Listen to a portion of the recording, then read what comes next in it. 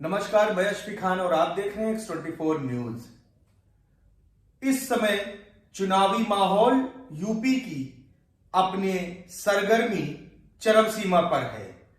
हर party अपनी अपनी आजमाइशें जोर जोर से लगा के रखी हुई है।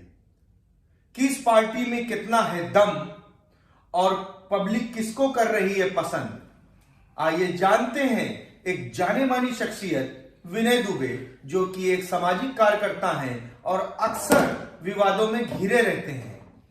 जानते हैं उनसे कि उत्तर प्रदेश की जनता अब किसको पसंद कर रही है, क्या वो वाकई में बदलाव चाहती है। नमस्कार विनय जी। नमस्कार सर। विनय जी, आप सीधा सवाल पूछते हैं आपसे कि चुनाव में हमेशा आप ऐसे ही भी सक्रिय रहते हैं, लेकिन चुनाव में चाहे वो मुंबई का हो, बिहार का हो, राजस्थान का हो, मध्य प्रदेश का हो या फिर उत्तर प्रदेश का, या आपकी सक्रियता बिल्कुल बढ़ जाती है। क्या लगता है कि आपकी इस बार चुनाव में बदलाव जनता चाहती है? अभी भी आपको शंका है सर?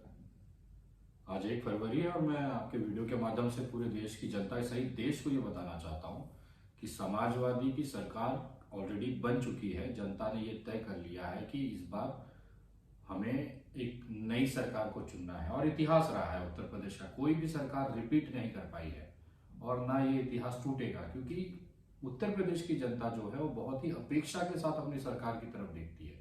वो सोचती है कि हर चीज एकदम प्रॉपर तरीके से जल्दी जल्दी हो जाए। ठीक है, किन किन मुद्दों के साथ चुनाव होगा? इस मतलब आदमी अगर बदलाव चाह रहा है, समाजवादी पार्टी को चाह रहा है, आपके बताने के मुताबिक क्यों?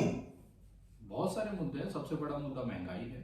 जिस तरह से घरों में त्राही त्राही मची हुई है, लोगों की आमदनियां घट गई हैं, रोजगार खत्म हो रहे हैं, जो धंधे व्यवसाय हैं उनकी आमदनी कम हो गई है, महंगाई चरम पे है। लोगों का सबसे प्राथमिक मुद्दा जो उत्तर प्रदेश की जमीनी हकीकत है वो महंगाई है। उसके बाद युवाओं की बारी आती है जो दूसरे राज्यों में मार खाते हैं, महाराष्ट्र में मार खाते हैं, गुजरात में मार खाते हैं। कौन लोग हैं? उत्तर प्रदेश का युवा मार खाता है। तो अपनी सरकार से अपेक्षा करता है कि मुझे पलायन करने से रोकने के लिए आप मुझे रोजगार दे दीजिए। सरकार एक बहुत अट्रैक्टिव सा, बहुत हैंडसम सा सैलरी वाला एक विज्ञापन देती है और लाखों की संख्या में आवेदन मंगा लेती है। परीक्षा लीक हो जाती है। अगर परीक्षा होगी तो निर्णय नहीं आता है, उसका रिजल्ट डिक्लेयर नहीं होता है। एक आर्मी की तैयारी करने वाला युवा जो सुबह 3 बजे उठकर सड़कों पे, आपने देखा होगा उत्तर प्रदेश की सड़कों पे लोग, युवा खासतौर पे मेहनत करते हैं, जॉगिंग करते हैं, एक्सरसाइज करते हैं, तैयारी करते हैं एग्जाम की, और दिन भर वो पढ़ाई करते हैं। आर्मी में ये आप नहीं कह सकते भर्ती की समय की सर सरकार ने रिजल्ट देने में देरी की। उनका एक एज का क्राइटेरिया है। ये जो युवा गुस्से में बैठा है ना, क्योंकि उसकी एज निकली जा रही है। सबसे बड़ा जो कारण गुस्से का युवाओं के अंदर है कि परीक्षा तो वो दे रहे हैं समय पर, बट रिजल्ट की जो देरी हो रही है उसका खामियाजा वो क्यों भुगते हैं? अच्छा, ठीक है। क्या समाजवादी को लोग पसंद कर रहे हैं या फिर मजबूरी में दे रहे हैं या देंगे? क्योंकि जिस तरीके से बीजेपी पार्टी कहती है कि हमने सबका साथ, सबका विश्वास, सबका विकास किया है, तो लोग ऊब कर समाजवादी पार्टी को देंगे वोट या फिर पसंद करके देंगे? देखिए, सबसे बड़ी बात यह है कि अगर समाजवादी वाले ये गलतफहमी में है कि उनको उनके कामों के नाम पर, अखिलेश जी के चेहरे के नाम पे वोट मिल रहा है, तो वो गलतफहमी में है। आज समाजवादी पार्टी जो बहुमत की तरफ बढ़ रही है, उसका सीधा सीधा जो श्रेय जाता है, जो एक योगदान जाता है, वो भारतीय जनता पार्टी और योगी जी को खासतौर पर जाता है, जिन्होंने 5 साल में कुछ नहीं किया, केवल लोगों को बेवकूफ बनाने के।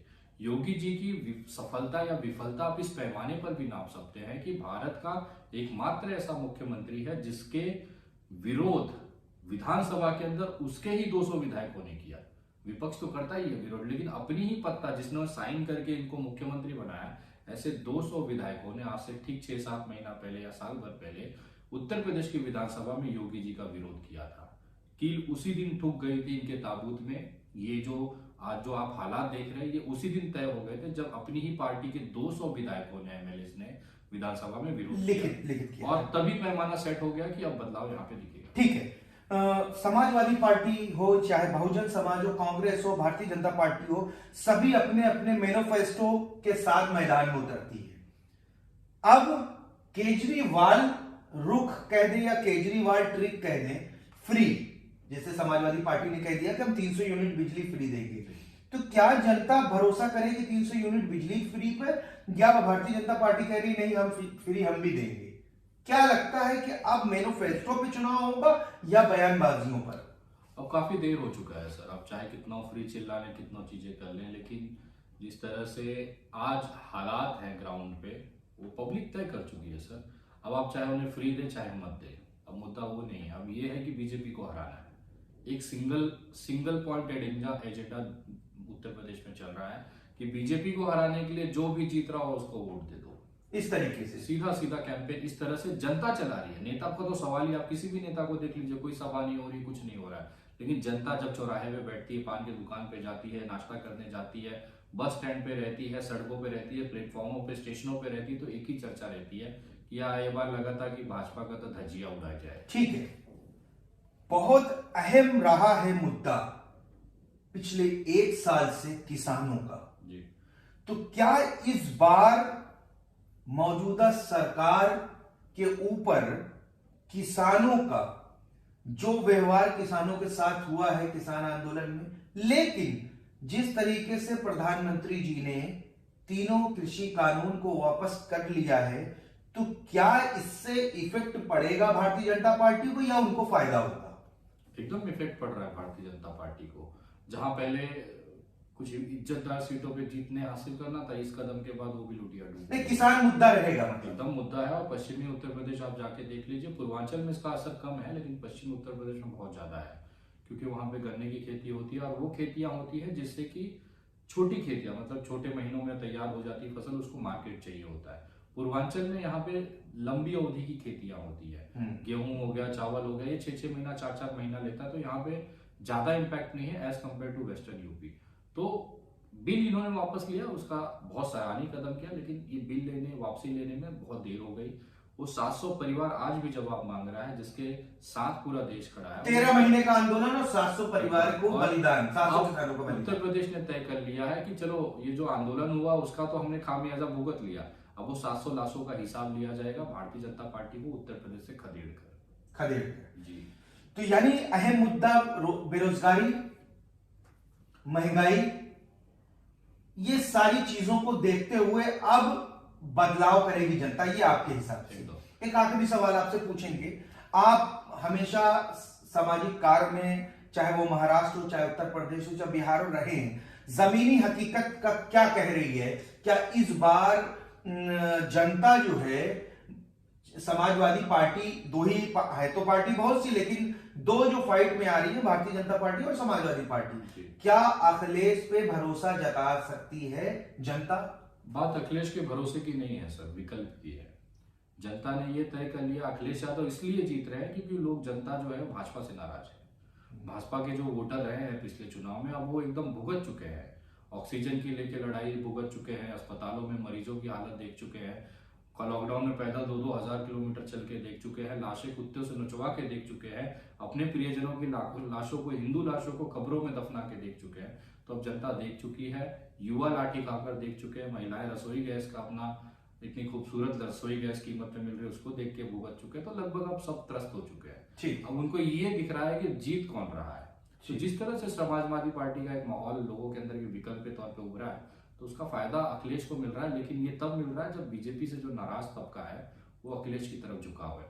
लेकिन ये हर सीट पे नहीं है, बहुत सारी सीटें ऐसी है जहां पर व्यक्तिगत चेहरे को देख के वोट किया जाए, चाहे बीजेपी का ही, बिल्कुल। बहुत से ऐसे चेहरे हैं बीजेपी को जिनके व्यक्तिगत, उनके विधानसभा के व्यवहार के कारण, उनके कार्यों के कारण बीजेपी भी जीतेगी। ठीक है। और मेजोरिटी अगर वोट देखा जाए, जहां पे विधायक बीजेपी के ले लीजिए जो 5-5 साल तक अपने विधानसभा में नहीं दिखे, समाजवादी के ये ले लीजिए विधायक, वो हारेंगे जो अपने 5 साल तक अपने क्षेत्र में नहीं दिए। तो जनता एकदम प्रिपेयर्ड है। ठीक है, आप आइए तो सही। ठीक है, एक छोटा सवाल रहेगा, आखिरी सवाल है, क्या इस बार मुसलमान वोटर अपना चुनाव सही तरीके से कर पाएंगे, क्योंकि मैदान में एमआईएम भी है? देखिए, इससे ज्यादा असर नहीं होगा। मुसलमान समुदाय ने हमेशा से एंटी बीजेपी ही वोट किया है, चाहे कभी भी वोटिंग हुई हो, उसमें आज कोई नया ऐसा नहीं निकल के आ रहा है। इस समय उनका जो कंफ्यूजन है वो 2 पार्टियों को लेके है कि हम समाजवादी की तरफ जाए कि एमआईएम की तरफ जाए। यहाँ पर भी मसला जो फंस जा रहा है वो कैंडिडेट पे आ जा रहा है। अगर समाजवादी का उम्मीदवार स्ट्रांग लग रहा है उनको, तो मुसलमान समाजवादी की तरफ है। अगर एमआईएम में भी कुछ ऐसे चेहरे आए हैं जो अपने आप में एक शख्सियत रखते हैं और उनका थोड़ा सा एक मार्केट आप समझ लीजिए, सामाजिक जो ताना बाना बहुत अच्छा है, तो वहां पर आपको एमआईएम आगे दिखेगी। तो मुस्लिम ने यह तय कर लिया है कि हमें किस तरह से मतदान करना है।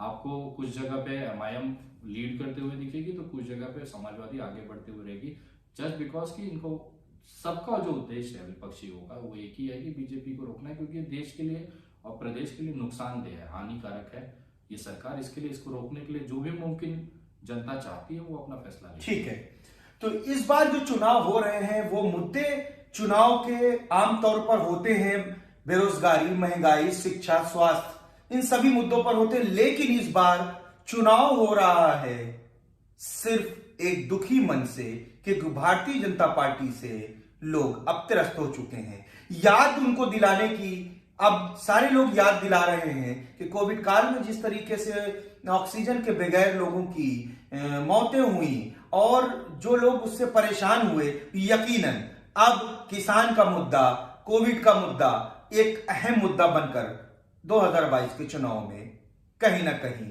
अपनी छाप छोड़ जाएगा। मैं एसपी खान और आप देख रहे हैं X24 न्यूज, सत्यमेव जयते।